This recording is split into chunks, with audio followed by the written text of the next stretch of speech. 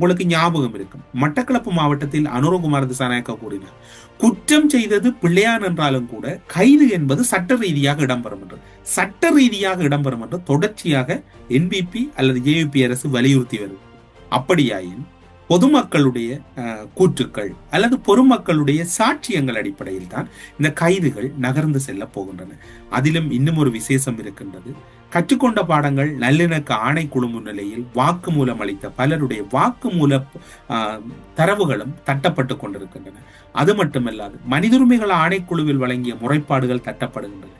ஒருவேளை மாகாண சபை தேர்தல் வருகின்ற வருடம் பிற்பகுதியில் அல்லது 2027ஆம் ஆண்டு இடம்பெறுவதற்கு சாத்தியம் இருப்பதாக கூறப்படுகிறது.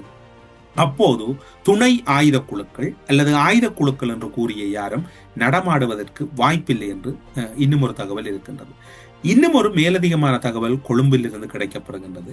மஹிந்த ராஜபக்சவின் தரப்புகள் 2026ஆம் ஆண்டில் ஒரு உத்வேகமான ஒரு மிகைப்படுத்தப்பட்ட அரசியலை கொழும்பிலே முன்னெடுப்பதற்கு முயற்சி செய்வதாகவும், அவர்கள் காலங்களிலே அவர்கள் யார் யார் மீது என்னென்ன வகையான நடவடிக்கைகளை எடுத்தார்கள் என்ற தகவல் திரட்டுக்களை எடுத்து அவர்கள் மீதும் அடுத்த விசாரணை பாய்ச்சுவதற்கு தயாராவதாக கூறப்படுகிறது. அதில் குறிப்பாக லலித் குகன் கடத்தல் விவகாரத்தில் கோட்டாபாய ராஜபக்ச இன்று வரைக்கும் அவர் செய்து வருகின்ற விவகாரங்களும், அவர் யாழ்ப்பாணம் செல்ல முடியாது என்று தொடர்ச்சியாக கூறி வருகிறார்.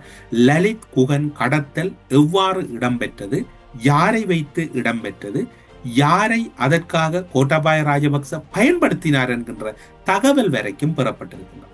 அவர் இப்போது மஹிந்த ராஜபக்ச அணியின் ஒரு முக்கிய பொறுப்பில் இருப்பதாகவும் கூறப்படுகிறது.